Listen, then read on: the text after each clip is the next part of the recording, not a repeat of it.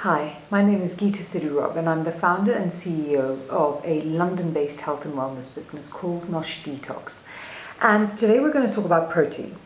And we hear a lot about protein. We hear a lot about protein if we go to the gym and how much we're supposed to be having, and we hear a lot about how it's absolutely vital for us. And I want to have a conversation about it because I think that everybody's needs are different. Bio-individuality, which is the fact that my body is different to your body and how you use your body is different to how I use my body, and that person's is really insanely important.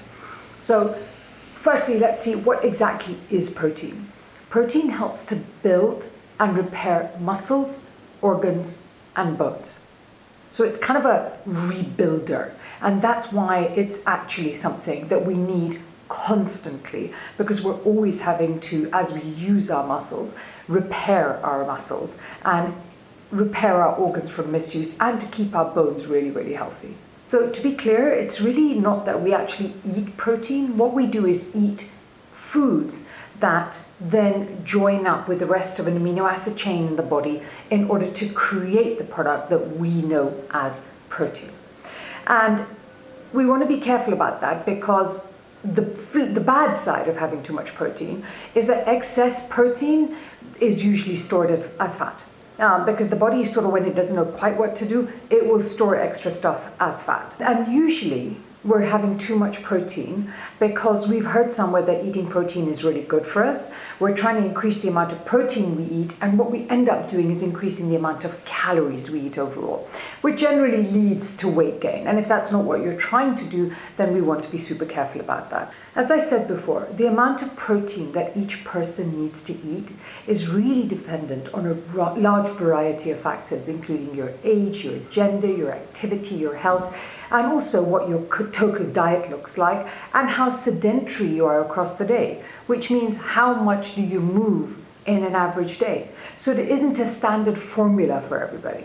The traditional way of calculating how much protein you need tends to depend on your body weight. So it's a formula that depends exactly on how much you weigh at any one given time, which means that experts recommend that we eat an average of 0.8 grams of protein per kilogram of body weight for a normal person who's living basic normal life. If you exercise a lot, which is considered to be doing weights and body weights for more than an hour a day every day, you can eat up to 1.2 to 1.7 grams of protein per kilo of body weight each and every day. But if you exercise for more than an hour a day, I will never go and weigh myself and then weigh the amount of protein I'm having. And I'm just never going to do that, because that just sounds too much like hard work. But what I do, generally speaking, is that in Nosh, we have what we call the perfect plate. And what we say is that when you're looking at the perfect plate, it should be 45% fiber, 45% fat, and then 10% of your meal should be protein.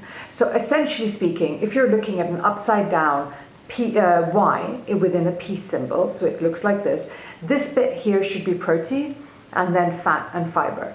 Now that's an easy visual way to decide how much protein you need. And if you are not exercising an hour a day, don't keep increasing your protein intake no matter what you get told. Because if you are an insane bodybuilder, absolutely have vast amounts of protein every day. If you are not an insane bodybuilder, you need to have very small amounts of very good protein at every single meal. About 10% visually is the perfect way for you to manage this process. So I hope that's been useful. Tell me if the visual worked more, or knowing that it was 0.8 of a kilo per kilogram of your body weight that helped you, which was the maths that worked for you. And please like, please subscribe, please share, and leave a comment for us.